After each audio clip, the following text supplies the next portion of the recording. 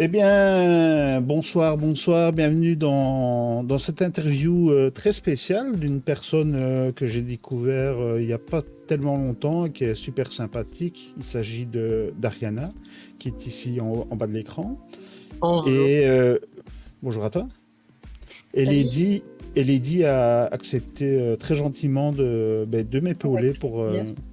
pour cette interview qui va être intéressante. Voilà, plein de bonnes ondes, j'espère, de bonnes ondes et Bien sûr. ouais, même si Mm. j'aime pas le mot de la tolérance, Ouais, voilà, et tolérance, bienveillance, surtout respect.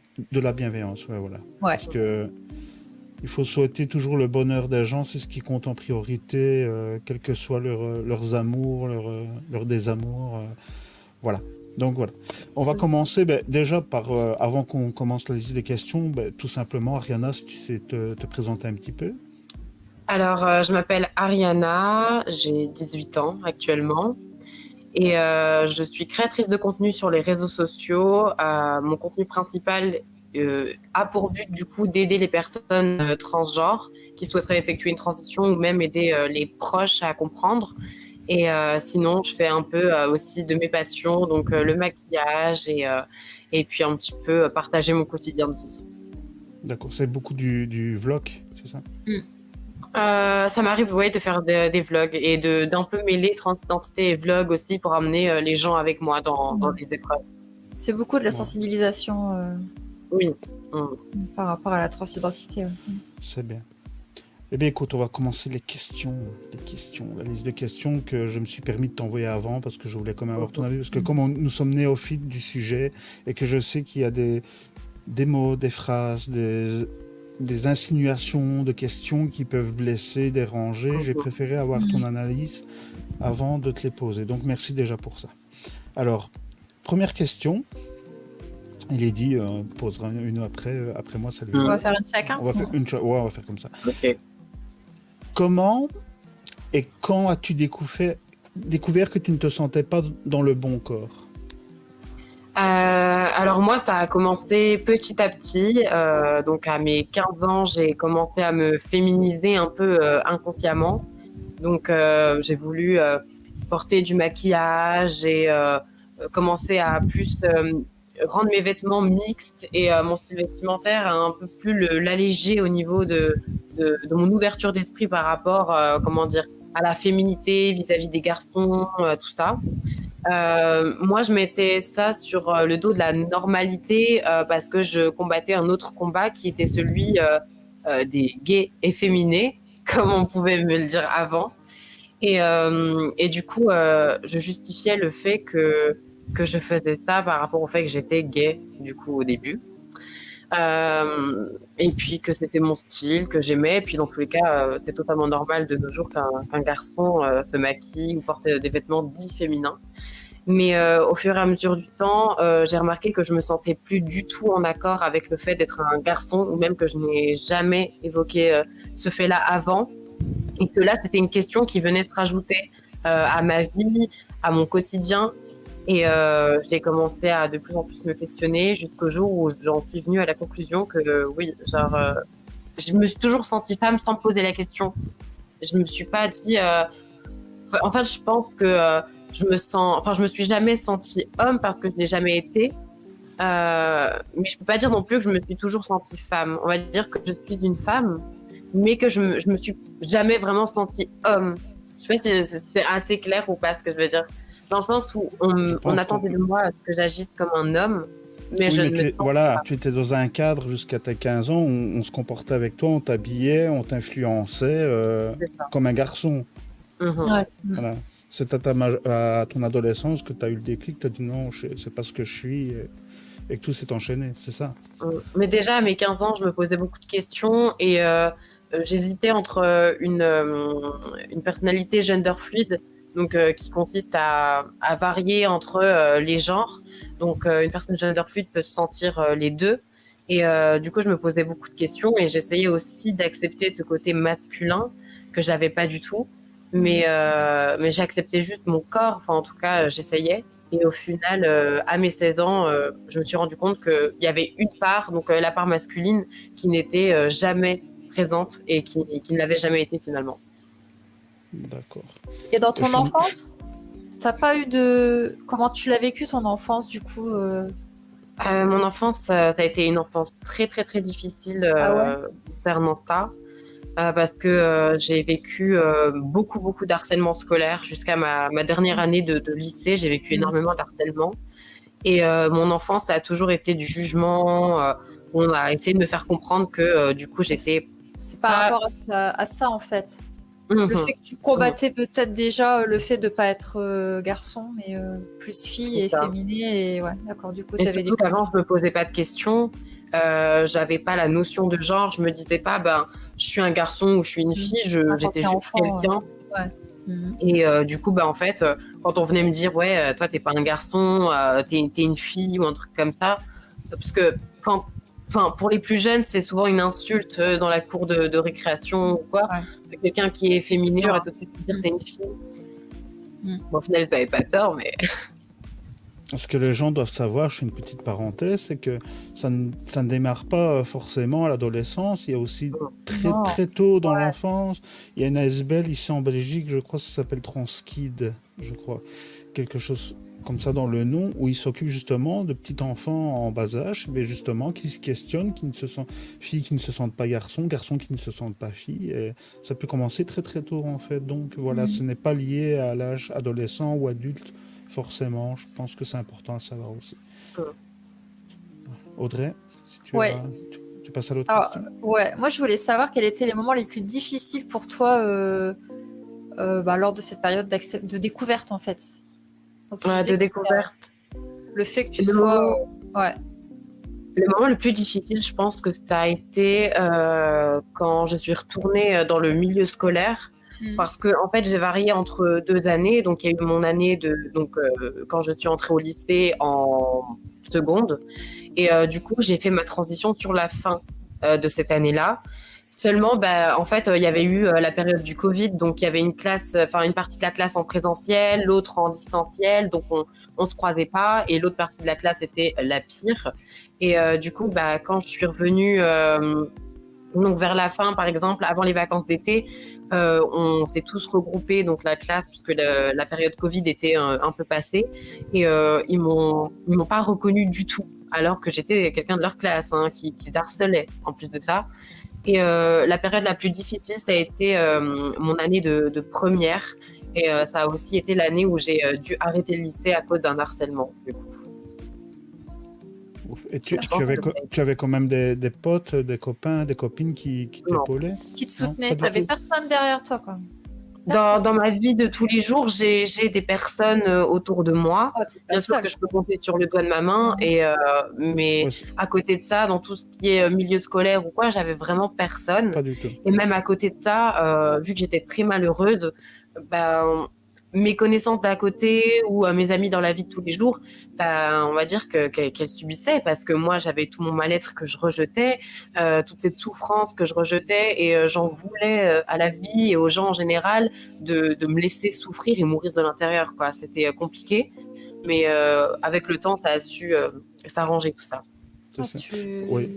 On reviendra sur l'entourage Mhm. familial. Ouais, j'allais justement Là, rebondir sur ça, c'était centré à mais l'école, quoi. Ouais. ouais, mais je te Ok. trouve vachement mature en fait pour ton âge de parler de ça comme ça, ouais. Merci Bon. beaucoup. T'es encore jeune et t'as encore tellement à découvrir que là t'es déjà bien blindé, j'ai l'impression. Là, déjà, Ouais, nous ben, avons j'ai l'impression, j'ai pas eu le temps de m'éveiller par moi-même. En fait, j'ai eu un peu l'impression d'être forcée à grandir. Bon, Pour te défendre, c'est ça. peut-être.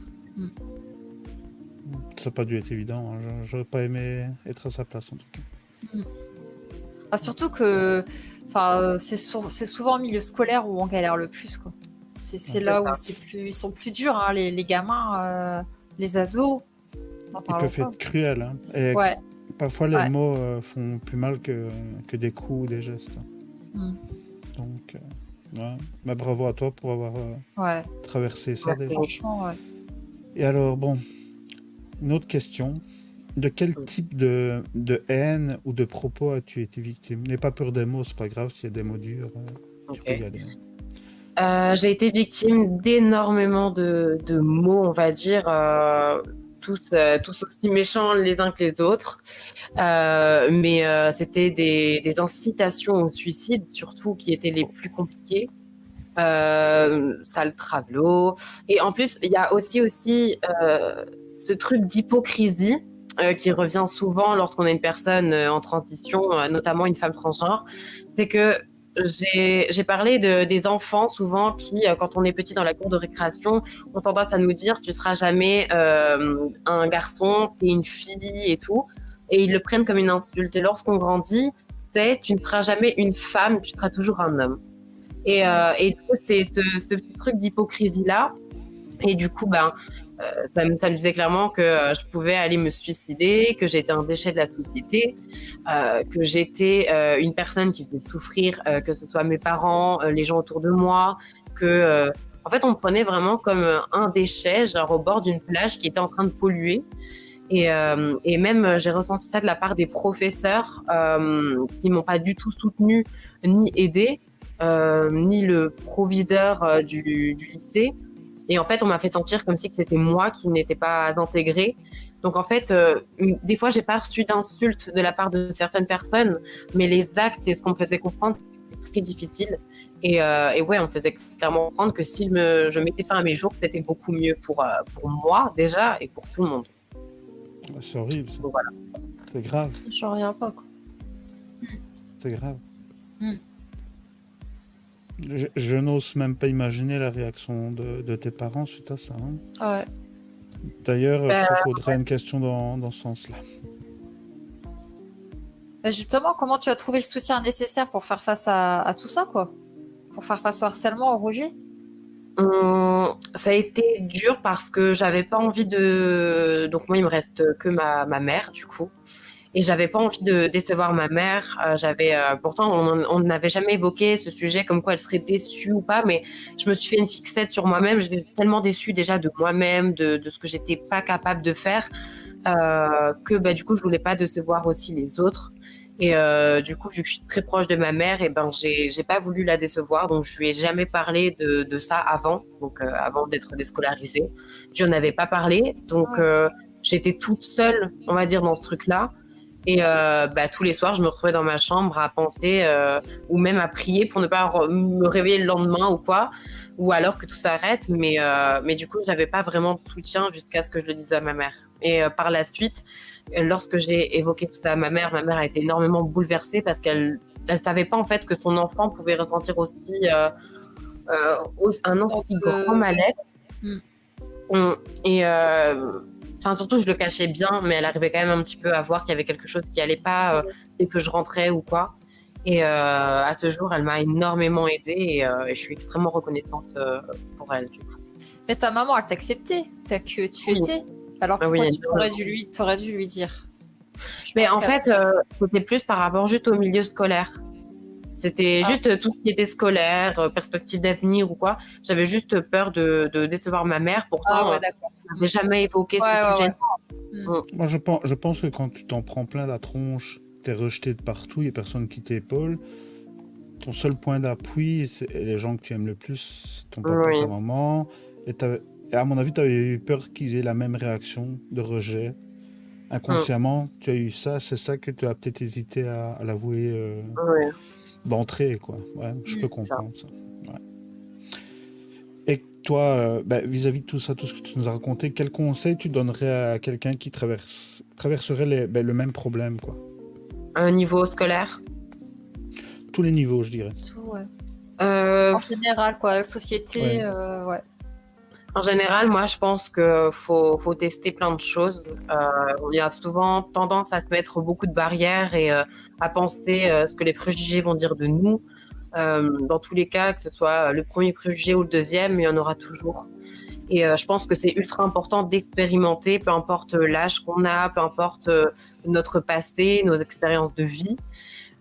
Concernant le harcèlement, je pense que c'est super important d'en parler, quand bien même on appréhende l'appréhension ou la non-compréhension, je dirais, des parents, des proches, etc. Il faut toujours en parler pourquoi pas aussi à des personnes un peu haut placées dans les établissements scolaires, même si, comme dans mon cas, ça n'a pas donné grand-chose. Faut toujours essayer quand même d'en parler au-dessus. C'est important. Parce que lorsqu'on est harcelé ou qu'on est mal dans son corps, dans sa peau, etc., nous, la place, on ne la voit pas ici. On la voit vraiment là. Nous, on est en bas de ceux qui sont déjà moins bien que nous à la base, selon nous. Donc, c'est compliqué d'essayer de chercher de l'aide vers quelqu'un de plus qualifié parce qu'on s'imagine que cette personne est inatteignable, qu'elle ne va pas nous calculer, quoi. Donc, il faut s'accrocher, c'est important. Ouais, c'est clair qu'il ne faut pas rester tout seul avec ça, quoi, avec son mal-être, il faut parler, ça c'est le plus important. Combien de fois je le dis même à ma fille, je dis surtout, tu parles de quoi qu'il arrive à l'école ou même extérieur, faut dire les choses. Ouais. C'est important. Hein. Parce qu'aprais, tu gardes en toi et c'est là le pire. Ah ben, il y a un moment, ça explose, quoi. Ouais.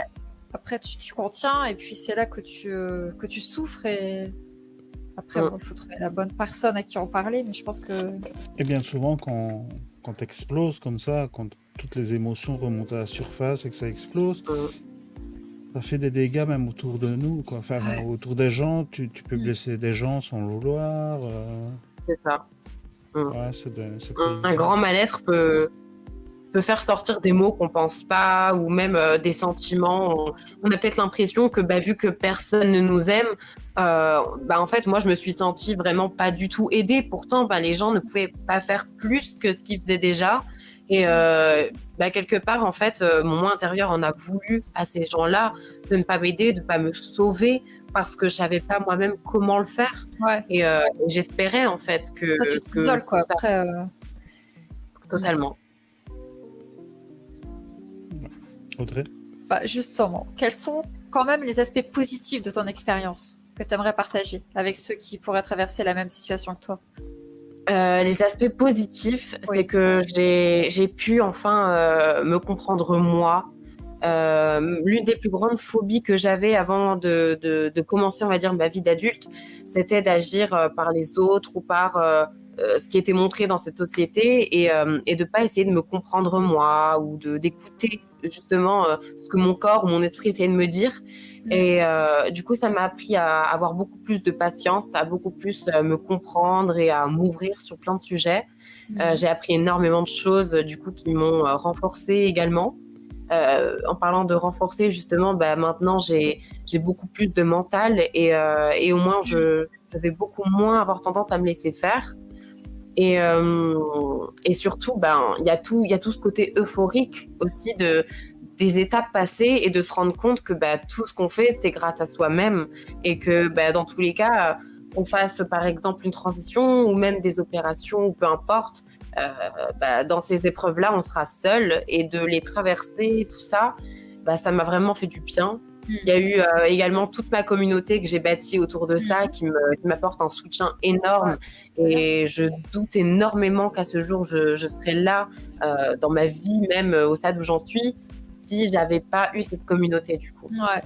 Donc c'est des bonnes choses. C'est bien le fait que tu aies pu t'extérioriser, ça t'a amené aussi ça, le fait de créer ta chaîne, ton vlog, d'en parler, de voir que tu n'étais pas seule.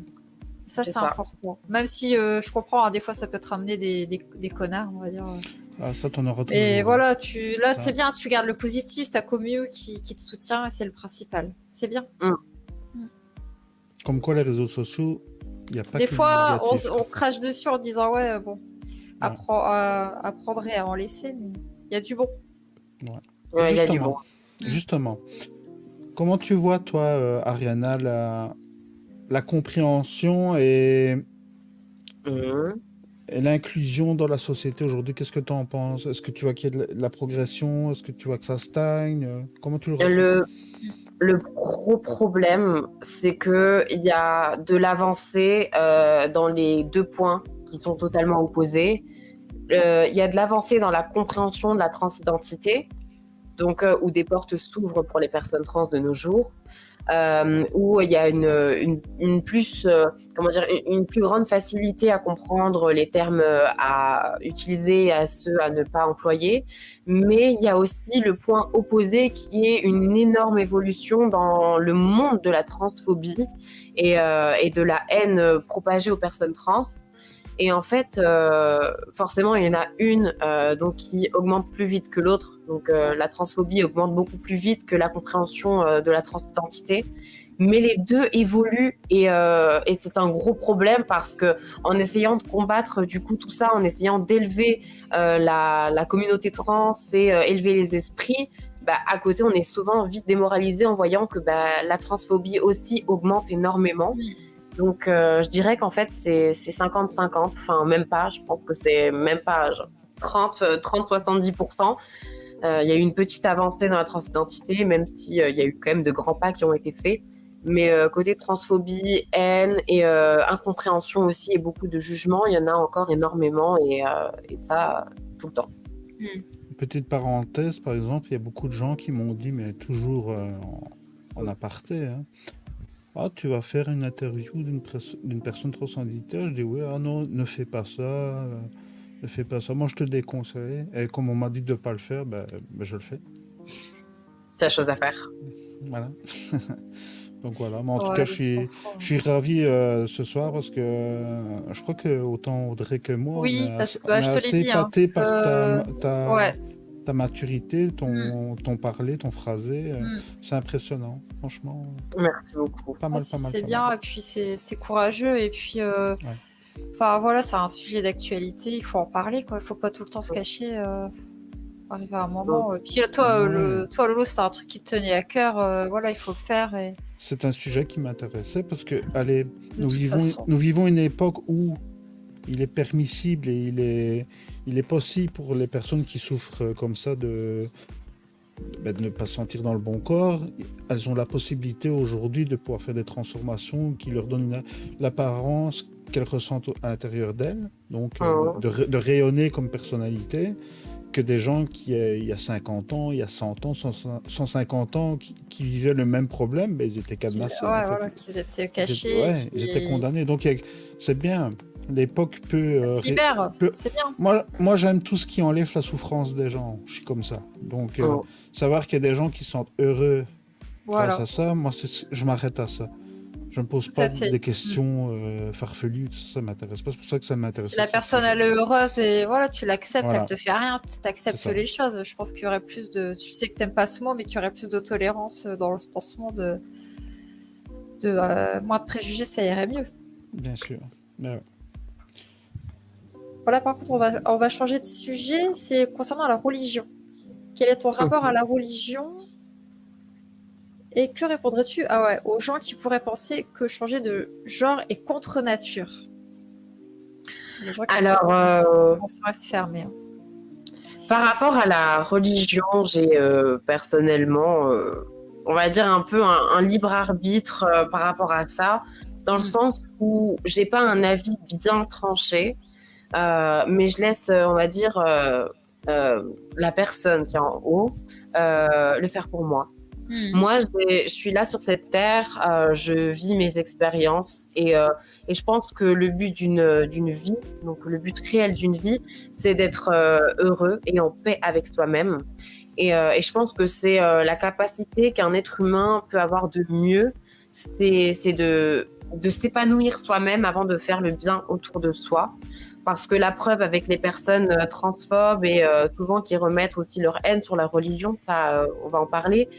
Souvent, ces personnes-là sont des personnes très malheureuses.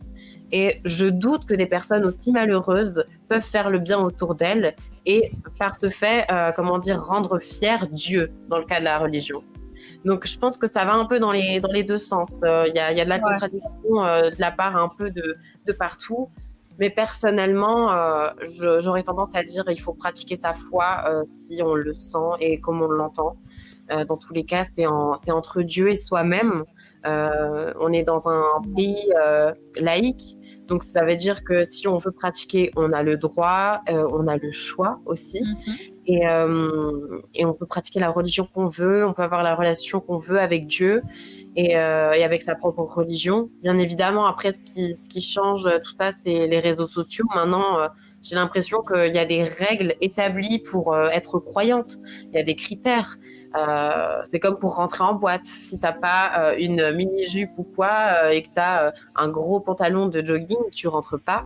Ben là, j'ai l'impression que c'est pareil. On pense souvent que les personnes trans ne sont pas aptes à croire ou que rien que moi, je suis croyante, rien que le fait que je crois, les gens vont penser que c'est salir la religion, par exemple. Mais en quoi je suis sale pour quelque chose qui est sain pour moi, justement. T'es humaine, quoi. Je veux dire, ah ouais, c'est les préjugés, hein. Du coup, ouais, il faut croire si on a envie de croire. Si on n'a pas envie de croire, ben on croit pas. Mais si on se sent bien avec ta relation avec Dieu, ben autant la conserver. Et comme je dis à chaque fois, je pense qu'il n'y a pas plus gros péché dans la religion que d'éloigner quelqu'un de la foi, en fait. D'éloigner quelqu'un de son père, ou enfin voilà, de la relation avec Dieu. C'est vrai. C'est contradictoire parce que la religion, on dit souvent, c'est la foi et l'amour. Et l'acceptation, alors qu'ils sont très fermés sur le sujet, quoi, très catégoriques. Donc, surtout que dans tout ce qui est religion, en fait, le truc principal, c'est ça se pratique en privé. C'est quelque chose de très privé. C'est la relation qu'on a avec Dieu et c'est la relation propre à nous-mêmes et à Dieu. Et de nos jours, il y a beaucoup trop d'expositions sur les réseaux sociaux. De règles à établir pour rentrer dans la religion, pour être une bonne personne, une bonne croyante. Mais non, tout ça, il faut pas l'exposer, il faut faire ça à côté. Moi, j'ai jamais encore parlé vraiment de religion. Donc, c'est pour ça que aussi, je peux peut-être répondre à tout ça et donner mon point de vue. Donc, c'est une première. Mais ouais, je pense que c'est quelque chose qu'il faut aussi garder d'une part très privé parce que c'est une relation. Tout à fait. C'est vrai que pour ça, les médias, c'est pas forcément bon, quoi. Qu'est-ce que tu réponds à tous les...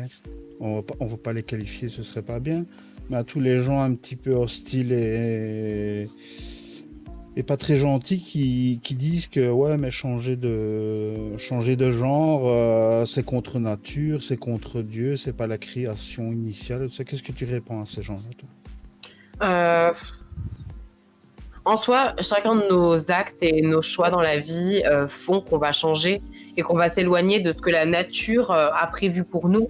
Même si là, par exemple, on n'a pas une idée précise, qu'on éloigne toute chirurgie, trucs superficiels, il y a forcément quelque chose dans laquelle on va tomber et qui va faire qu'on va s'éloigner de ce que la nature avait prévu à la base pour nous. Donc, dans tous les cas, je pense qu'on est tous contre nature et puis dans tous les cas, la nature fait bien les choses. Si je suis là, c'est que je suis apte à être sur cette planète, à vivre, à avoir une conscience, des sentiments.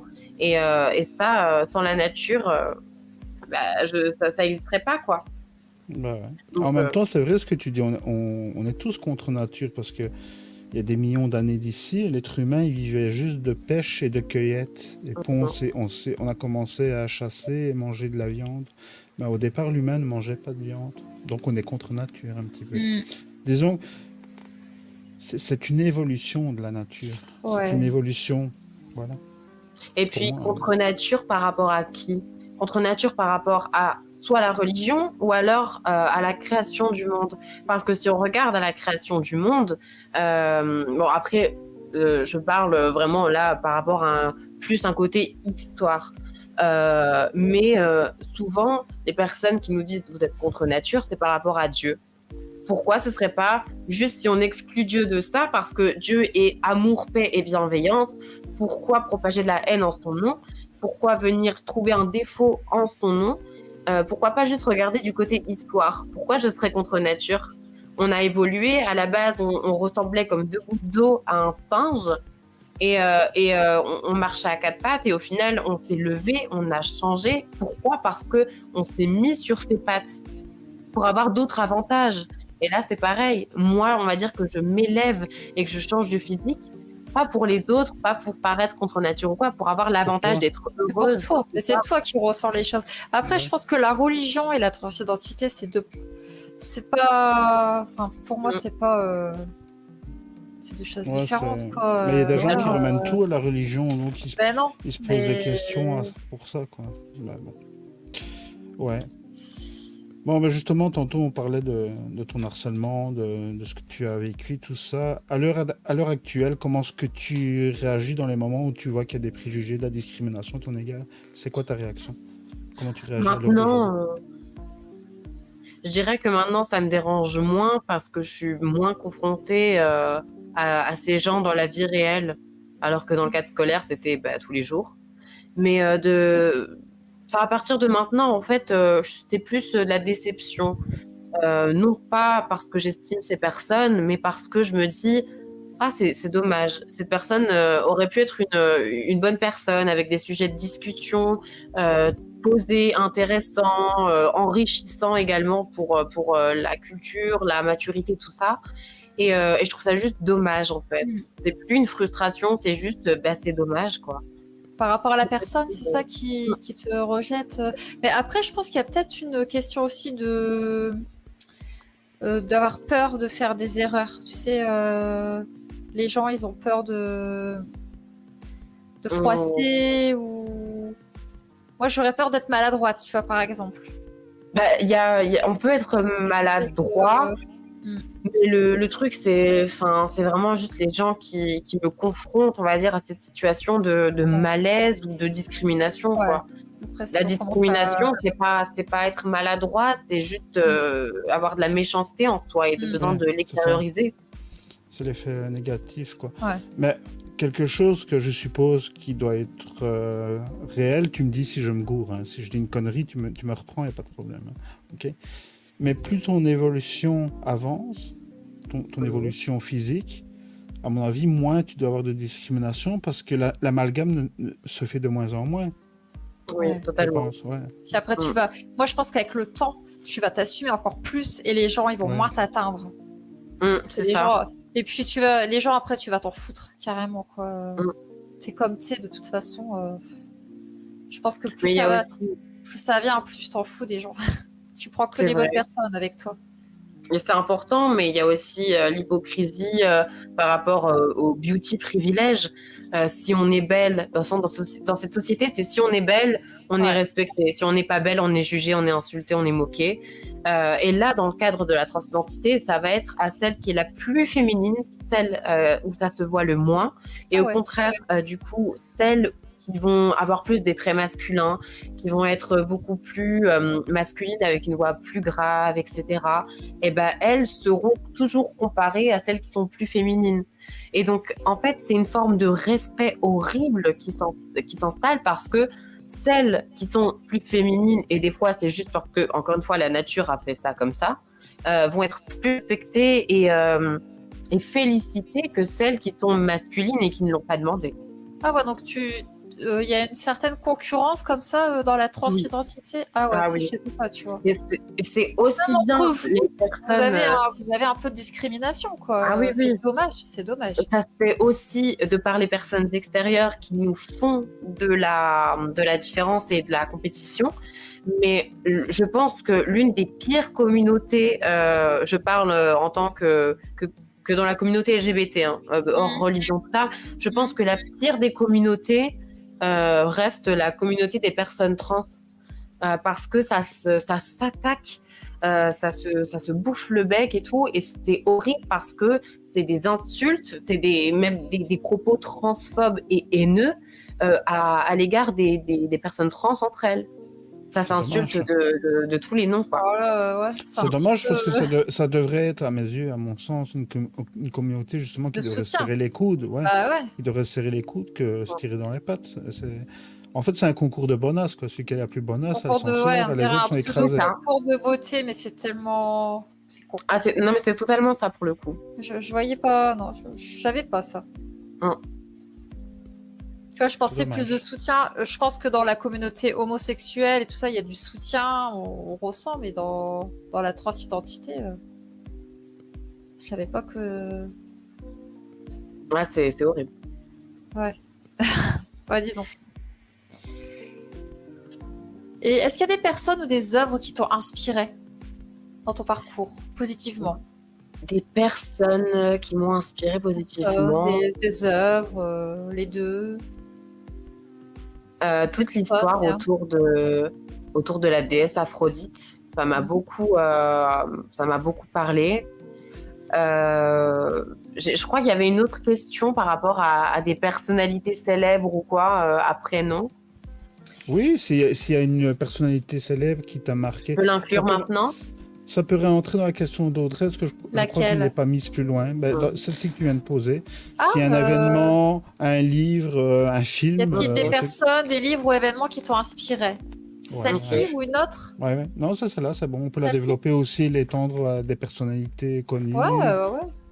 Un film. Pas de souci. Ok. Mais du coup, par rapport à ce qui m'a inspiré, tout ça, déjà en tant que personne, il y a l'influenceuse Nikita Dragun, du coup, qui est une influenceuse transgenre.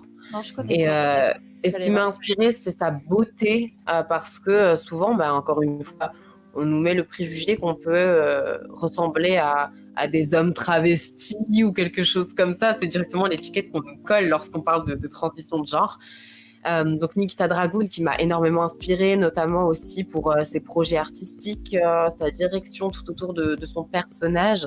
Et il y a également eu Christina Laveneno, du coup, qui était une personnalité transgenre, du coup, c'était une femme transgenre avec un fort caractère, une histoire très très très difficile. Et du coup, il y a une série qui se nomme Veneno, qui parle de son histoire, et ça m'a énormément inspirée parce que je me suis vraiment reconnue dans toute cette histoire, dans tous les sentiments présentés, les personnages qui entourent cette femme, et c'était magnifique parce que c'est une personne qui a été célèbre dans les années 90 et tout a dégringolé d'un coup, et je pense que ça m'a beaucoup ouvert l'esprit de me rendre compte que tout est superficiel et que je dois pas me focaliser que sur une beauté de passage ou alors quelques chirurgies ou quoi. Et ça m'a beaucoup aidé parce qu'au départ j'ai fait une énorme fixette sur tout ça, et la plupart des personnes trans font une fixette sur le physique, ce qui est totalement normal, mais moi personnellement, et je parle en mon nom, ça va plus dans le côté toxique. Donc là, ça m'a vraiment fait du bien de voir qu'on peut être aussi... Donc ça m'a beaucoup inspiré. L'histoire de la déesse Aphrodite, sa beauté, tout ça, avec son histoire aussi, ça m'a beaucoup touchée. Sinon, en tant qu'œuvre, je pense pas qu'il y en ait une qui me touchait ou quoi d'autre. Voilà. D'accord, merci. Et c'est vrai que je rebondis parfois un petit peu sur quelque chose qu'on a dit avant. Il y a encore du chemin à faire dans l'ouverture d'esprit des gens, dans l'acceptation, parce que si tu te souviens, il y a eu une Miss je ne sais plus quel pays, la Miss qui a remporté le concours de Miss en fait de ce pays-là, je ne sais plus, j'irai faire des fouilles. En fait, était une personne transgenre. Et ça a fait un tollé dans les journaux. Ils lui ont pas refusé le titre. Y a pas et en plus, ils lui ont refusé le titre. C'est scandaleux. Voilà. C'est parti dans des débats. Non, c'est pas normal. Il faudrait avoir un concours réservé juste aux transgenres. Il y a encore du chemin. Ouais, mais là, elle avait gagné le titre. Donc, tu vois, c'est un peu dégueulasse en soi de lui retirer. C'est de l'hypocrisie. Ouais, c'est ça. C'est de l'hypocrisie. C'est la société actuelle. C'est comme je suis sûr, Ariana, parfois, elle poste des photos. Un gars va passer des waouh, qu'elle est belle. Il va peut-être essayer de la draguer. Quand elle va lui dire oui, je suis une personne transgenre, le gars va changer d'attitude. Tu as sûrement dû rencontrer ça. Ouais, ça m'étonne pas. Ça arrive tout le temps. Ouais. Ça m'étonne pas. Ouais. Et souvent, il y a ce truc de peur, en fait, d'être contre nature, d'être même rien que être homosexuel pour ceux qui sont les plus fermés, c'est déjà une maladie. Alors, tomber amoureux d'une personne trans, ou alors, enfin, tomber amoureux est un grand mot, mais rien que, par exemple, il y a des hommes qui ressentent une attirance pour, par exemple, moi. Je vais parler de moi. Ils ressentent une attirance pour moi, ils me trouvent jolie, ils aimeraient faire ma connaissance, ils m'ont vraiment trouvée très attirante. Dès qu'ils vont apprendre que je suis une personne trans, pour eux, je serai un homme. Mais l'amour, ça va au-delà du... Enfin, pour moi, hein, tu vois. L'amour, ça va au-delà Si il voit une photo de toi, il te voit, qui tombe amoureux, c'est que forcément, c'est outre que tu sois un homme ou une femme, tu vois. Donc, ça devrait pas faire peur. Après, c'est peut-être de la maladresse aussi, parce que c'est vrai que ça doit être surprenant. Toi, tu t'attends à tomber amoureux d'une femme et tu te rends compte que c'est un homme. Donc, je pense que ça doit être surprenant, Lolo. Ça doit être Après, dans leur, dans leur esprit, oui, ils disent ah non, c'est un homme. Mais tu vois, c'est après, pas un homme. oui, c'est pas un homme, c'était une enveloppe d'hommes. Et, et d'ailleurs, il y a des études qui ont prouvé que, comment dire, notre cerveau, est identique, je crois, ou pratiquement identique à celui d'une femme de naissance, et qu'il est le total opposé, du coup, d'un cerveau d'homme. Donc, on a toujours été des femmes, mais ces personnes-là, c'est les personnes qui diffuseraient de la haine, même sur les homosexuels. Donc, les gens avec qui ils n'ont aucun rapport, aucune attirance ou quoi. Mais là, le truc, c'est que si jamais ils me trouvent attirante et que par la suite, ils savent que j'ai eu un passé où j'avais comment dire, un corps d'homme, et ben tout simplement, ils vont me considérer comme un homme. Et après, moi, je le dis, chacun a son libre arbitre et son choix de me considérer en tant que femme ou homme. Après, bien évidemment, selon comme considère, moi, je me donne l'accès de bloquer totalement le contact avec la personne. Mais ils vont directement se dire oh, mais je l'ai trouvée belle, je l'ai trouvée attirante, alors que c'est un mec. Donc, du coup, ça fait quoi? Ça fait de moi un homosexuel. Du coup, ça fait que je vais aimer les pénis, que je vais être la honte de ma famille, je vais être la honte de Dieu, de ma famille, de tout le monde. Donc d'un coup, il y a toutes ces informations-là qui leur parviennent dans leur cerveau.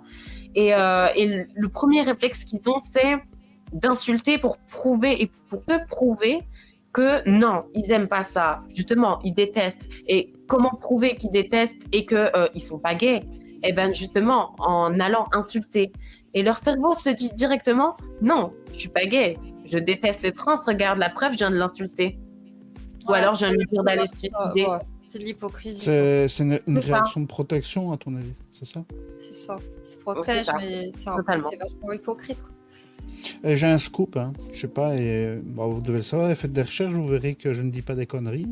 Nous sommes tous nés femmes, en fait, parce que quand le fœtus se développe, en fait, nous sommes tous du sexe féminin, les gars. Je sais pas si vous saviez. C'est après, les ovaires descendent et forment les testicules, mais à la base, nous sommes tous des femmes.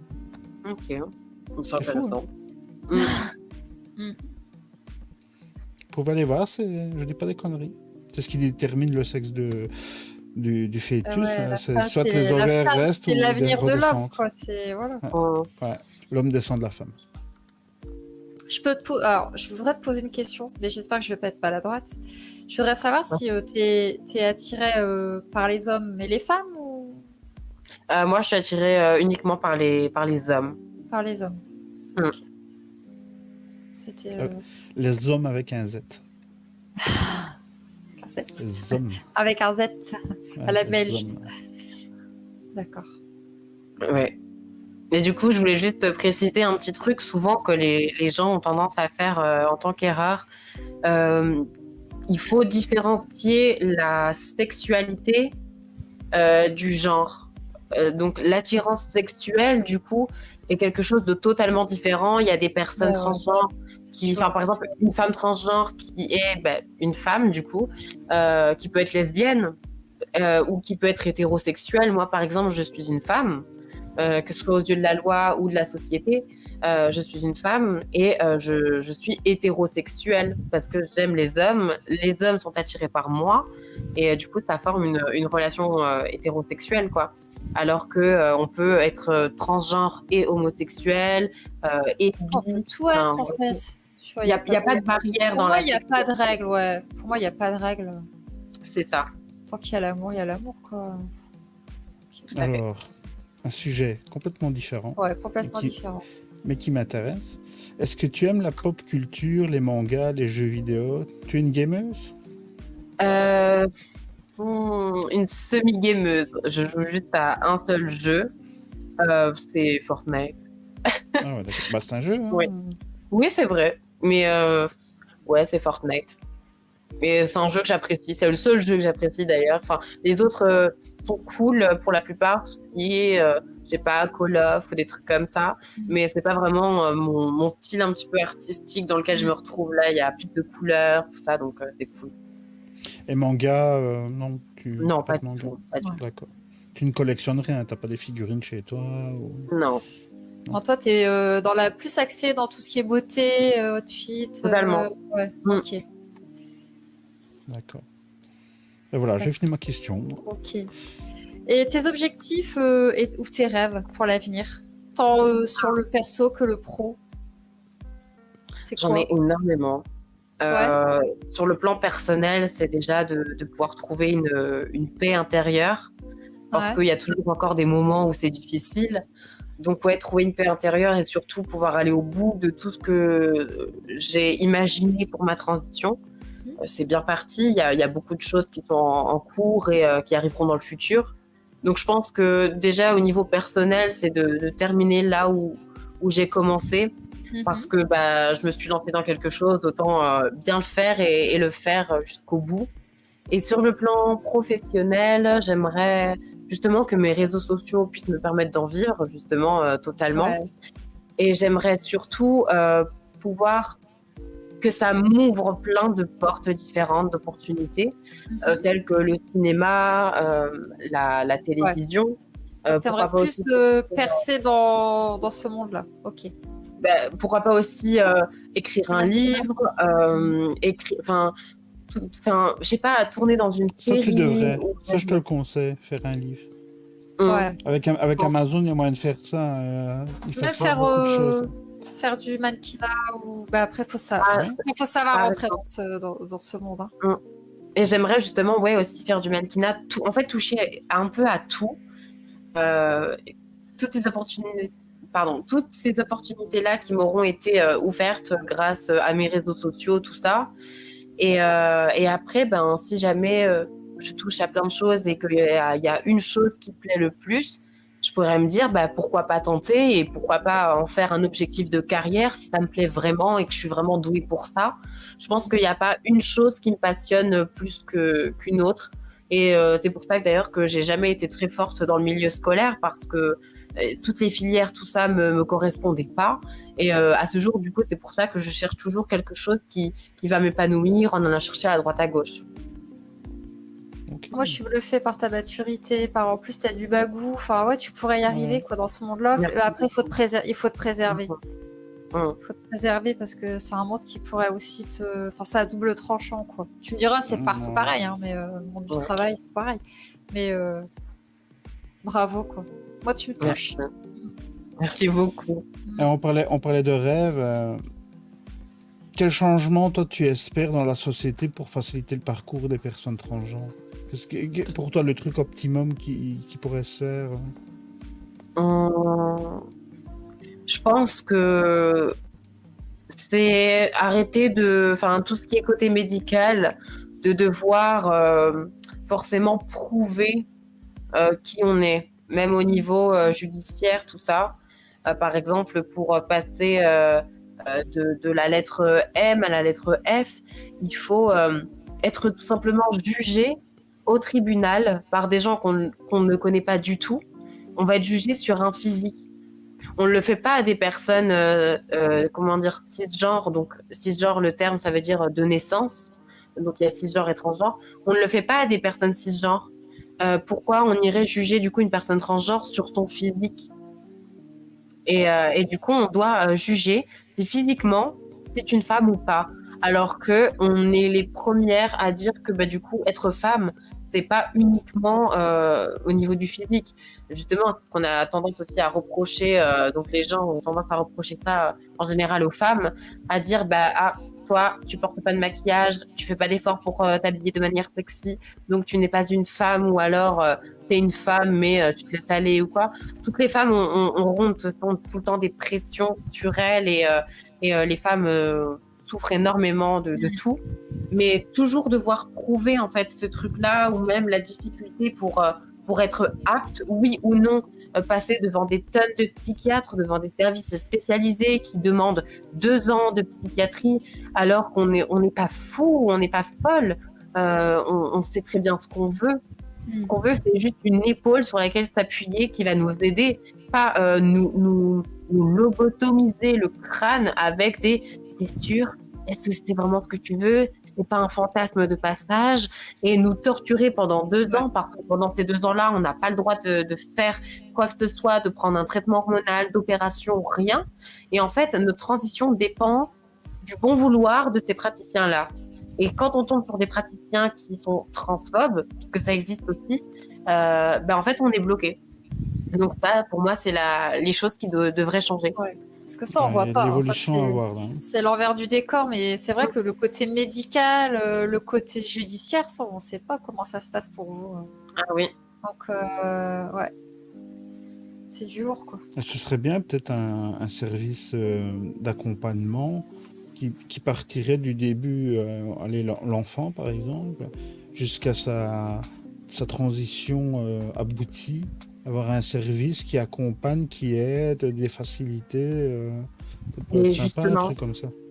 Justement, ça existe, il y en a un peu aux 4 coins de la France, mais justement, c'est dans ces services-là qu'il y a les 2 ans de psychiatrie au bon vouloir des personnes qui vont tout simplement juger sur quelques minutes de rendez-vous à chaque fois. Et c'est tout, on va dire, des étapes en fait. Et pour la plupart de plein de témoignages que j'ai pu voir, il y a plein de noms, ça peut s'appeler la SOFECT et d'autres noms. C'est tout des discours transphobes qui vont mégenrer les gens. Donc, par exemple, dire « il » alors que c'est une femme trans, qui vont faire souffrir ces personnes-là en les faisant poireauter, en les faisant espérer un traitement hormonal pour au final repousser tout ça. Pour espérer une opération, il ne faut même pas rêver. Après, il y a toujours des services, et ils sont très rares en France, où c'est vraiment bien, mais ils exigent en fait trop de choses en fait. Et quand on veut lancer une transition, on n'a pas envie de souffrir plus que ce qu'on a déjà mal. Et en général, c'est souvent ce qui se passe, quoi, parce qu'on nous fait attendre. Donc, ce service-là, les gens pensent que c'est bien à 1000%. Ils se disent, vous voyez ce qu'on fait pour vous, il y a ça qui avance, vous avez des services spécialisés. Oui, mais ces mêmes services spécialisés sont pour la plupart avec des discours haineux, transphobes et arriérés, quoi. Et justement, pourquoi pas mettre ces services-là à jour aussi ? Et du coup, souvent, ces services-là ne sont pas mis à jour et ne sont pas remis en question parce que pourquoi remettre en question quelque chose qu'on a déjà fait pour nous ? Ouais, parce qu'on devrait avoir quelque chose pour nous parce qu'on a fait un effort de nous créer quelque chose. Mais du coup, une fois que c'est fait, une fois que c'est créé, tenez, vous avez votre truc, arrêtez de vous plaindre, maintenant on vous a donné ce que vous vouliez. Pas besoin d'en faire une mise à jour ou de vous alléger le truc ou de vous rendre la vie un peu plus facile. Donc c'est compliqué. Ouais, tu vois, moi je suis surprise de t'entendre parce que je pensais pas que c'était comme ça, quoi. Je pensais justement que c'était plus d'actualité, plus modernisé, tout ça, quoi. Donc, je suis assez étonnée. C'est vrai. Bon, après, en France, tu parles de la France, du pays, en fait. Oui, moi je parle du pays. En France, c'est très, très trop procédurier aussi. C'est tout le temps lourd en démarche, c'est tout le temps long, c'est tout le temps, que ce soit médical. La paperasse et tout, c'est clair. C'est vrai. On n'a pas idée, quoi. Ça, moi, en plus, c'est une bonne question, parce que c'était par rapport à la procréation. Quel est ton rapport avec ça, à la procréation ? Est-ce que tu voudrais avoir des enfants aussi ? Alors moi, j'aimerais beaucoup avoir des enfants. Par rapport à la procréation, moi, c'est quelque chose qui me rend extrêmement malheureuse. Et pour l'instant, j'ai que 18 ans. Donc, j'en souffre déjà énormément, mais lorsque je vais encore plus grandir et que forcément, je vais voir tout le monde autour de moi avoir des enfants, alors que, on va dire, les personnes qui seront autour de moi ont la capacité d'en avoir, donc ils ne se rendront pas compte à 100% que c'est quelque chose d'exceptionnel de pouvoir mettre au monde un enfant. Mais quand le monde va avancer, tout ça, que je vais grandir, je n'imagine pas quelle sera ma réaction Je pense que ça va être aussi un énorme travail sur moi-même dans le futur. Je pense que là, je souffre pour ma transition, mais après, je souffrirai pour ça. Mais moi, j'aimerais bien adopter du coup un enfant. Et voilà. J'aimerais beaucoup être maman. Ah ouais. Après, il faut pas que tu prennes ça comme une souffrance. Dis-toi que prends ça comme des expériences et qui vont te forger. Et puis, de toute façon, c'est bien. Pour l'instant, je trouve que tu gères, que tu avances du mieux que tu peux. Moi, je te trouve. Je t'admire en fait. Merci. Prends pas ça comme déçu. Parce que tu vois, je t'entends souvent dire le mot souffrance. Donc, je comprends. Mais. Vois ça comme de la force pour toi. Quoi. C'est gentil. Et tu atteindras. Et puis d'ici là, ça va évoluer. Hein. Peut-être que. Après, est-ce qu'il y a possibilité d'avoir recours à. Enfin, je sais pas si c'est légal, les mères porteuses et tout, les choses comme ça, quoi. Les mères porteuses, en France, il me semble que c'est pas légal. Mais personnellement, je suis pas à l'aise avec cette idée. J'ai mon avis là-dessus. L'adoption, c'est très bien, l'adoption. Mais tu vois, on en revient encore au fait que ça peut être très long. Niveau procédure, démarche. Après, me semble-t-il, je crois que c'était mon psychiatre qui m'avait dit un truc comme ça. En gros, pour l'adoption, ça va être un peu plus facilité, dans le sens où on considère que je suis une femme, du coup, à la justice française. Et du coup, c'est comme si qu'un couple, du coup, cisgenre, donc homme de naissance, femme de naissance et hétéro, se rendent parce qu'ils sont stériles ou quoi et qu'ils ne peuvent pas avoir d'enfants. Et donc, du coup, il y a plus de facilité qu'un couple homosexuel à avoir, du coup, une adoption.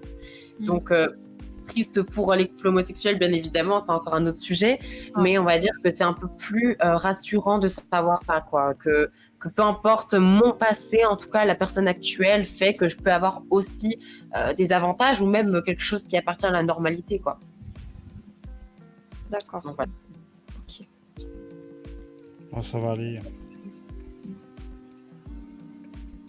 Ça va avancer dans le bon sens, je pense. Pour ça, ouais. Eh bien, écoute, si tu avais un message, tu croises quelqu'un qui est très très mal dans son corps, qui a vécu ce que tu as vécu, quel message tu lui dirais? Tu l'as en face de toi, tu lui dirais quoi? C'est compliqué parce que il y a tellement de points à aborder par rapport à quoi dire. Je pense qu'il y aurait pas une phrase que je pourrais ressortir ou les mots, je pense que je les trouverais pas. Je pense qu'à la place de donner des conseils ou quoi, je raconterais plutôt mon histoire ou même l'histoire des autres. Et puis, je pense qu'en fait, oui, il faut raconter des histoires pour pouvoir conditionner les gens. Mais sinon, je peux dire un peu des trucs assez basiques comme ne pas lâcher, toujours se faire confiance aussi, ça c'est important. Et s'écouter. Comme je disais au début, c'est très important de s'écouter soi-même. Mais sinon, encore une fois, je raconterai mon histoire et l'histoire des personnes qui m'inspirent.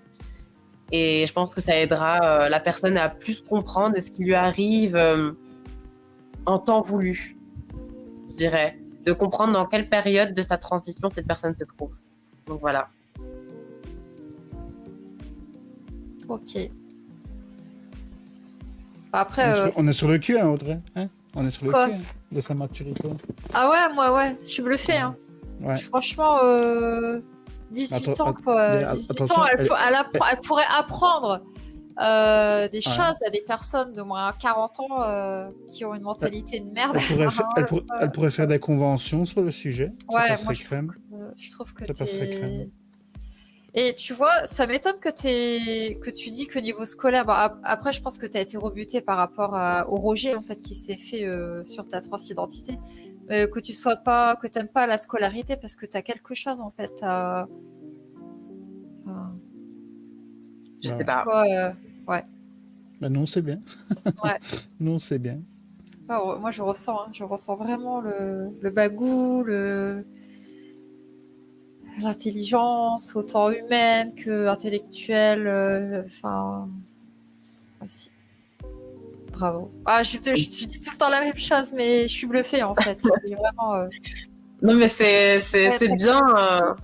Moi, quand j'avais 18 ans, j'étais pas du tout mature comme ça et je souffrais hein, parce que j'étais limite obèse.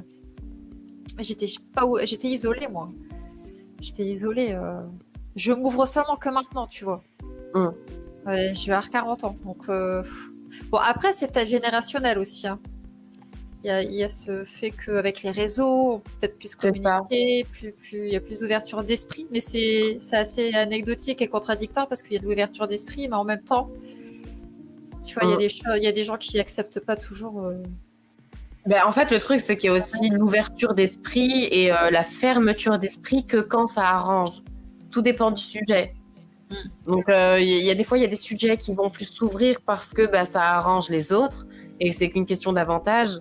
Et il y en a qui vont se fermer parce que, bah, encore une fois, c'est une question d'avis personnel et de, je sais pas, de non-considération des sentiments des autres, je pense aussi. Hein. Mais comme je l'ai dit au tout début, j'ai pas eu le choix de grandir rien que dans ma vie ou dans mon enfance. En fait, j'estime ne pas avoir eu d'enfance. J'estime ne pas avoir eu non plus d'adolescence, même si en soi, 18 ans, je suis pas non plus une adulte accomplie et tout ça. Donc, on va dire que je suis encore dans ma petite période adolescente.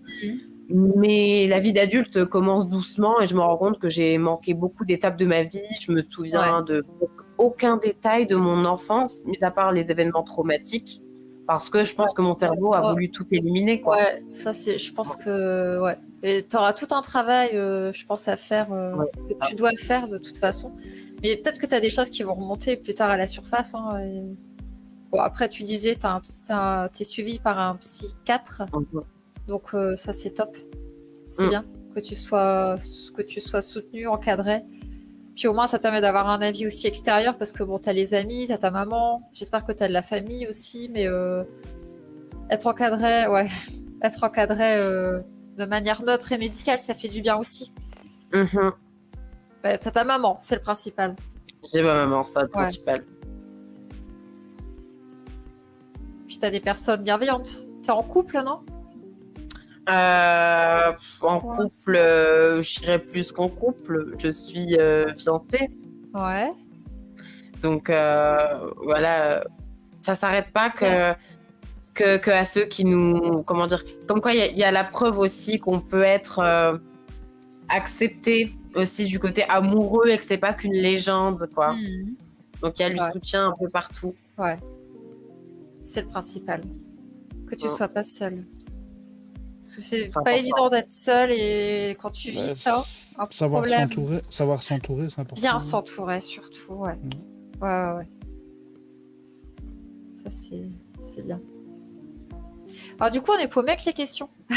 Parce que je dis, on est paumé avec les questions. J'en ai supprimé une parce qu'elle, en fait, sans le savoir, tu as répondu à une question qui était dans la liste.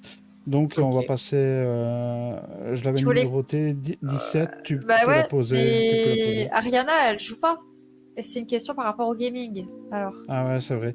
Je vais te dire la question que j'avais prévue, mais bon, tu vas pas y répondre. Mais bon, j'avais dit que le gaming offre des mondes fantastiques et des communautés en ligne. As-tu des jeux préférés qui t'ont aidé à t'évader ou te sentir plus connecté? Genre des MMO comme World of Warcraft où tu peux créer un avatar féminin ou masculin, donc tu peux t'identifier à un personnage. Mais tu peux avoir ça avec Fortnite aussi. Ça t'arrive? Ça m'est arrivé quand j'étais plus petite. Avec le jeu Movistar Planet. C'est un jeu sur ordinateur où en gros on doit créer un avatar et puis comment dire, on doit devenir riche et célèbre. Enfin, c'est un jeu pour gosses. Et j'y joue depuis que je suis en primaire. Et en fait, je me suis pas posé de questions à l'époque. Juste, j'ai créé le personnage qui me donnait envie. Et il y a le choix garçon, il y a le choix fille. Et j'ai toujours... j'ai encore les identifiants de mon compte. Et des fois, j'y vais pour me taper un petit délire ou quoi. Et ce compte-là, je l'ai depuis mes 9-10 ans. Ouais. J'en ai aujourd'hui 18. Et j'ai toujours le même compte et c'est un compte féminin. Et tous les comptes que j'ai créés jusqu'à maintenant, c'était des comptes féminins parce que je me retrouvais dans le maquillage, dans les habits, tout ça. Et en fait, c'était le seul jeu où je pouvais vraiment expérimenter le fait d'être moi-même, entre guillemets. Parce que dès que je fermais l'ordinateur, à côté, il y avait toute ma vie néfaste, morose, négative. Ouais. Voilà, c'est bien. On connaît. Ouais. Donc, je m'épanouissais vraiment dans ce jeu. Et voilà. D'accord. Ça va, je me suis pas planté trop dans la question. Non, parce que quand je fais la question, elle était bien. Ouais. Et tu jouais pas aux Sims, non? Parce que dans les Sims, tu pouvais aussi créer. Non, je joue pas aux Sims. Enfin, j'ai installé il y a pas longtemps et tout. J'ai brûlé une personne avec un barbecue et c'est fini. Ah ouais. C'est pas mal ça. Moi aussi, je cramais souvent mes maisons. Mon ex-épouse, elle jouait aux Sims. Et il y a un moment dans le jeu, il y a l'assistante sociale qui est venue lui prendre son bébé parce qu'il pleurait trop. Et je me rappelle, elle a désinstallé le jeu, elle était en rage pendant des heures. Connasse qui est venue me chercher mon gosse. Je regarde, je sais que c'est un jeu. C'était marrant. Moi, ça m'éclatait. Ouais. J'avais les pompiers qui venaient et tout. J'y joue plus parce que c'est trop. Il y a trop de détails maintenant. Déjà, pour créer ton avatar, il te faut au moins 2 jours. Tellement il y a de choses. Après, ils ont poussé le truc à fond. Ouais. Alors, là, c'est la dernière question, je crois, ou l'avant-dernière? L'avant-dernière. Alors, quelles sont les gaffes à ne pas faire lors d'une conversation? En plus, moi qui suis la reine des maladroites, quoi. Ça, c'est une bonne question. Les choses auxquelles tu as déjà été confronté, à des gaffes, à des choses qui t'ont énervé ou... Ah, il y en a beaucoup. Fais-nous un tuto. En gros, c'est un tuto. Qu'est-ce qu'il ne faut pas dire à une personne transidentitaire? Alors, qu'est-ce qu'il ne faut pas dire? Alors, on va commencer avec le terme transsexuel. En soi, moi, le terme transsexuel, je peux l'accepter à mon égard, mais c'est vraiment un truc personnel. C'est-à-dire que voilà, transsexuel, c'est plus le terme employé avant pour tout ce qui était terme médical, tout ça. Maintenant, c'est transgenre. Et donc, le terme transsexuel, souvent, on nous dit « Ah, mais t'es une personne transsexuelle ». Moi, ça ne me dérangerait pas si on dit ça comme ça. Mais il y a plein de gens qui ne se reconnaissent pas du tout et qui, au contraire, n'acceptent pas du tout ce mot et qui le prennent mal. Donc, c'est pour ça que le mot à employer toujours est le mot transgenre, du coup. Ensuite, il faut pas dire... faut pas faire trop de différence. Faut pas se dire, par exemple, ah oui, mais toi, t'es une vraie femme ou ah oui, mais toi, t'es un homme, un ancien homme. Souvent, il faut savoir situer les choses et plus poser de questions quant à la personne qu'on a en face de nous. Si j'ai un physique féminin, que je me revendique en tant que femme, que mes papiers sont changés et que je suis une femme, pourquoi préciser qu'avant, j'ai eu un passé qui était celui d'un homme? Donc, il n'y a pas de vraie femme, il n'y a pas de... Enfin, voilà, tous ces termes-là, forcément, mais poser des questions sur la vie, que ce soit intime de la personne ou des questionnements un peu malsains. Demander aussi le nom l'ancien nom, donc le dead name. Donc, il y a des personnes qui n'ont pas changé leur dead name parce que c'est leur nom et comme ça, elles l'acceptent. Mais il y en a d'autres pour qui c'est une réelle souffrance. Par exemple, pour moi, mon ancien nom, je ne le dirai jamais parce que c'est une énorme souffrance que je veux enterrer. Et du coup, quand on vient de me le demander, ça met directement une gêne. Et pour la plupart des personnes trans, il y a toujours cette gêne-là. Au même titre que si on rencontre quelqu'un ou quoi et qu'on veut parler de nous, il ne faut pas que, par exemple, quelqu'un aille dire le dead name d'une personne trans. Par exemple, si quelqu'un va dire « Ah, elle s'appelait comme ça avant », ça, c'est quelque chose qui ne se fait pas du tout. Et puis voilà, sur tout ce qui est côté, que ce soit social ou médical, il y a encore plein de trucs, mais c'est tout un ensemble, en fait. En fait, c'est revenir sur l'aspect...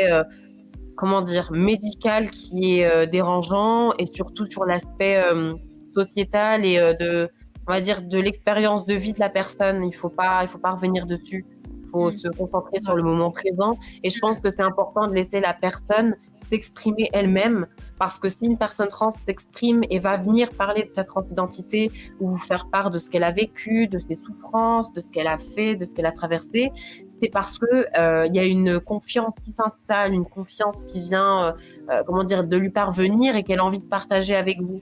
Et ça, c'est important. Tout à fait, ouais. D'accord. Ok. Donc, voilà. On est préparé. Hein, Ah, tu moi, vois. moi, je dois avouer quelque chose, c'est que dans mes connaissances, d'ailleurs, si cette personne voit cette interview, elle est sur mon Discord, et c'est une personne transidentitaire aussi.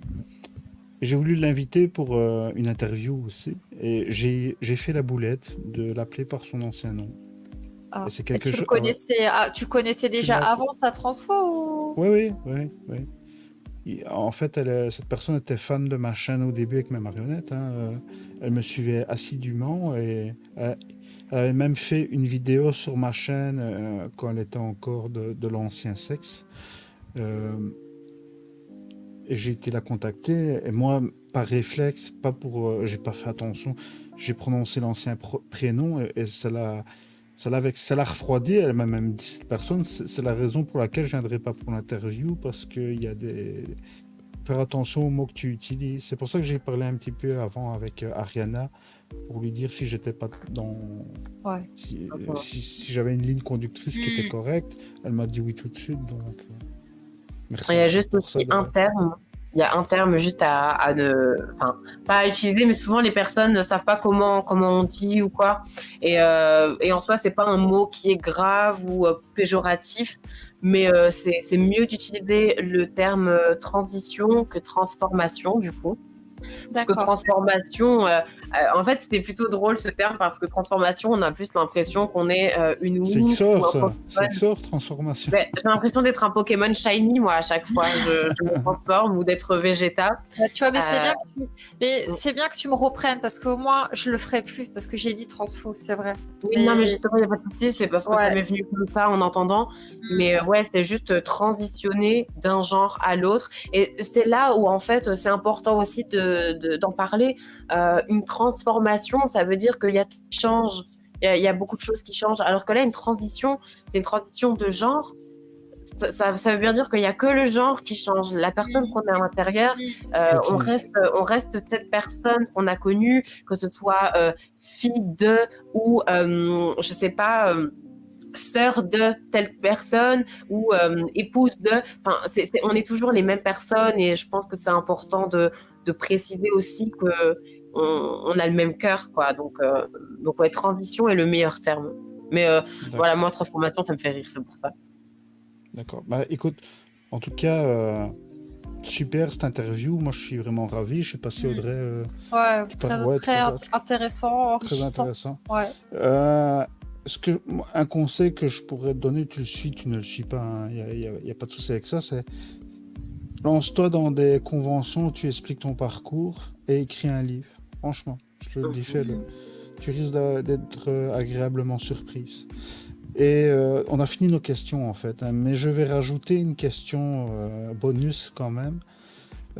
Écoute, j'ai vraiment apprécié ta présence ce soir. Je voulais te demander, est-ce que tu serais intéressé de venir participer à... Je compte faire un live, là ce sera en live, ce sera en direct, avec une Lady Night, en fait, que des filles. Donc, est-ce que tu veux participer ? Et est-ce que tu veux venir de temps en temps dans des lives à des sujets genre... C'est bien ce que tu fais, ouais. La discrimination et tout ça. Enfin, si tu veux venir de temps en temps comme chroniqueuse, moi, ma porte est ouverte. Je suis d'accord avec toi. Ouais. En plus, tu moi, ça sera un réel plaisir pour moi aussi. Ah bah écoute, voilà. Ouais, c'est top. Bah écoute, t'es super, super intelligente. Est-ce que tu avais... moi, j'ai une question. Est-ce que tu avais une appréhension sur l'interview ou... Après, tu fais des vlogs, donc... En soi, j'avais pas d'appréhension, parce que j'ai l'habitude de m'exprimer, mais en ce moment, je parle comme une vache espagnole, c'est-à-dire que je n'arrive pas à m'exprimer, et j'arrête pas de bégayer. Et en fait, quand j'en viens à la transidentité, il faut toujours que j'adapte ce que je dis, dans le sens où je dois pas blesser on va dire, les personnes qui pourraient se sentir fautives d'avoir fait justement une gaffe, par exemple pour le mot transformation ou quoi, parce que mon but n'est pas aussi de faire sentir aux gens qui sont coupables de quelque chose alors que c'était pas malveillant. Il faut aussi que je fasse attention aux mots à employer pour les personnes trans elles-mêmes pour pas les blesser, parce que automatiquement elles vont se sentir représentées par moi. Et faut que je fasse aussi attention aux mots que j'emploie pour pas que ce soit retourné par exemple, comme la religion. On sent que tu pèses tes mots, que tu fais attention et tout. Et aussi pour que les gens comprennent, parce que dans ma tête, pour moi, c'est devenu simple et normal, et d'un coup, j'ai tout qui est éclairé, on va dire, dans ma tête. Mais à raconter et un petit peu plus expliquer pour que tout le monde puisse comprendre, c'était un peu plus dur. Donc, c'était ma seule appréhension, c'était de ne pas réussir à m'exprimer. Bon, j'ai pas. Il y a des moments. T'assures, franchement. Non, c'était nickel, bien clair. T'as répondu. Ouais, c'est nickel. T'as répondu sans trembler du menton à chaque question. Non, franchement. T'avais une aisance. T'as une aisance. Ouais. T'as quelque chose. T'as une prestance. Merci beaucoup. Est-ce qu'il y a quelque chose que tu voudrais dire? Profiter de cette petite fenêtre que tu as pour passer un message aux gens qui te soutiennent, qui t'aiment et qui te portent, autant qu'aux personnes qui dénigrent et qui critiquent. Est-ce que tu as un message à passer? Oui, je pense. Je voulais remercier, je pense déjà, très important, ma mère qui regardera cette interview. La femme de ma vie qui a toujours été là pour moi, et c'est elle qui m'a accompagnée pour mon traitement, surtout quand j'étais mineure. C'est elle qui a signé le truc pour que j'ai accès au traitement. C'est elle qui a toujours pris soin de moi, même dans les moments les plus difficiles, quand je voulais arrêter, et elle me mettait un bon coup de pied au cul en me disant on va y aller à ce chirurgien. Et au final, c'est elle qui m'a accompagnée pour l'OP. Et je tenais aussi à remercier toute ma communauté, du coup, qui est présente chaque jour, qui est engagée, qui me soutiennent et qui est vraiment là pour me faire vraiment sentir que je fais bien mon job, entre guillemets, et que aussi je suis une personne comme tout le monde, parce que c'est ça aussi d'avoir des différences et d'être en accord là-dessus, c'est que entre personnes qui avons des différences, on peut tous un peu se reconnaître et tous s'aligner là-dessus, et du coup ça fait une relation et toute une ambiance aura qui est cool. Et pour les gens le savoir vivre ensemble, tout simplement, quoi. Ouais. Et pour les gens du coup qui m'aiment pas, je pense que je dirais que mon PayPal va être mis dans le lien sur mon Instagram, et que il faut vous racheter votre place au paradis et me faire un virement. Voilà. C'est pas mal. C'est bien, c'est que tu les. J'ai été voir un peu ta chaîne et tout ça, t'as dû répondre. Hein. Je t'avoue que j'avais une question et je l'ai pas posée. Et j'hésite à la poser en fait. J'hésite à poser. C'est la dernière de la liste. Je ne l'ai pas posée parce que. Ouais, j'ai vu que tu l'avais pas posée. Est-ce que ça se pose ou pas en fait? C'est ça la question. À me répondre. Donc, oui, si tu n'as pas envie de répondre, tu ne réponds pas. Okay. Ton parcours transidentitaire, pour toi, à tes yeux, il sera terminé à quel moment? Quel est l'aboutissement final de ta transidentité, enfin ta transition? Je pense que ce sera jamais vraiment fini mentalement, parce que j'ai tellement de choses encore à découvrir dans ma vie. Je pense que déjà chaque humain évolue, mais niveau transition, je pense que je pourrais jamais renier qui j'étais avant, et d'ailleurs c'est pas du tout ce que je cherche à faire, ni même à cacher. Ça c'est important, on cherche pas toujours à cacher quelque chose, mais je pense qu'une transition se finit pas vraiment. Mais en tout cas, je dirais que la transition physique se terminera lorsque j'aurai fini du coup toutes les opérations que je souhaite faire, je pense, et que j'aurais du coup atteint la paix physique, et que j'aurais plus la question de me poser merde, il faut que je me maquille, je peux pas sortir comme ça, je ressemble à quoi dans ces vêtements là, est-ce que mon physique est bien, je stresse, tout ça. Enfin, j'aimerais ne plus avoir peur de sortir et de me poser la question par rapport à mon corps, à mon physique, tout ça, et je pense que la paix arrivera à ce moment-là, pour moi en tout cas, la paix intérieure, quoi. D'accord, merci. De rien. C'est bien. T'es une belle âme. Audrey, merci beaucoup. Un mot de la fin pour toi? Touchante. Un mot de la fin. Ouais, touchante. Et puis, ce que je te dis, t'es une belle âme. Donc, après, je suppose que ouais, des souffrances physiques, c'est clair que tu as dû en voir avec les opérations. Morale, psychologique et tout. Avec la non-acceptation, même de toi. Mais je pense que le plus important, là, c'est de t'accepter toi, de t'aimer toi. Et après, le reste viendra. Totalement. Ouais. Et ça, Voilà. c'est même hors transidentité, c'est ce que tout le monde devrait faire. Général, c'est Pour général. faire soi. Tous, ouais. Ah ben, Moi, je suis seulement dans l'acceptation du moi, tu vois. Donc, des fois, ça peut être des longs parcours, mais comme tu disais tout à l'heure, hein, c'est la paix en soi, la sérénité. Ouais. On a tous des bagages, hein, on a tous des sacs remplis de pierres à déposer. Et voilà, donc le but de cette interview, comme je l'ai dit dès d'entrée, c'est que moi je vois le prisme de la souffrance des personnes qui ne se sentent pas dans le bon corps. C'est ça qui m'intéressait. Et ce qui me gêne, moi, c'est de mettre un mot en fait sur ce que t'es. On est tous, tu vois, on a un cœur, on est humain. Pourquoi mettre des mots? Pourquoi faire attention, tu vois, au vocabulaire? Moi, c'est ça qui me. Donc. Mais je pense que ça va évoluer dans le bon sens. Il faut juste du temps, mais je pense que on va arriver à un moment où il y aura plus ces frontières de. Ouais, voilà, des frontières tout le temps. Ce sont des frontières psychologiques, des frontières physiques. Voilà. On y arrivera, ça va arriver. En tout cas, un grand merci. Faut l'espérer. Ouais, un grand merci à toi. Merci tu vois, à vous. Je pense que j'avais raison de faire cette interview. Ouais. Hein, tout le monde me dit non, fais pas. Enfin, tout le monde. Bah moi je te l'avais dit, Laurent. Je te l'avais dit que je serais là et que ça me touchait, que ça me tenait à cœur. Pourtant, j'ai pas de problème. Enfin, pas des problèmes, mais j'ai jamais été touchée par la transidentité en soi dans mon milieu. Mais c'est quelque chose qui m'intéresse, comme plein d'autres choses. C'est moi ce que j'aime pas en fait, c'est le non-respect en fait des choses, la non-acceptation, le fait qu'on accepte, le jugement, les préjugés. Moi, on est tous pareils. Pourquoi on va Si tu respectes une personne, respecte-la, point, qu'elle soit blanche, noire. L'important, c'est que la personne femme, soit grosse, petite, que la personne acquiert et on est juste une enveloppe en soi. C'est voilà. Que les gens soient heureux, c'est tout ce qui compte. Le reste, c'est factuel, quoi. Ouais, voilà. Totalement. Eh bien, écoutez, super. Je vais terminer l'enregistrement ici. Donc, au revoir aux gens qui ont regardé cette interview. S'il vous plaît, dans les commentaires, pas de débordement. De toute façon, il y aura un nettoyage qui sera fait s'il y a des on va faire le tri. Oui, voilà. Et si vous voulez soutenir Ariana, dans la description, il y aura bien sûr le lien de sa chaîne YouTube et vous aurez accès à tous ses réseaux sociaux via sa chaîne. Je mettrai celui aussi de Lady, bien sûr.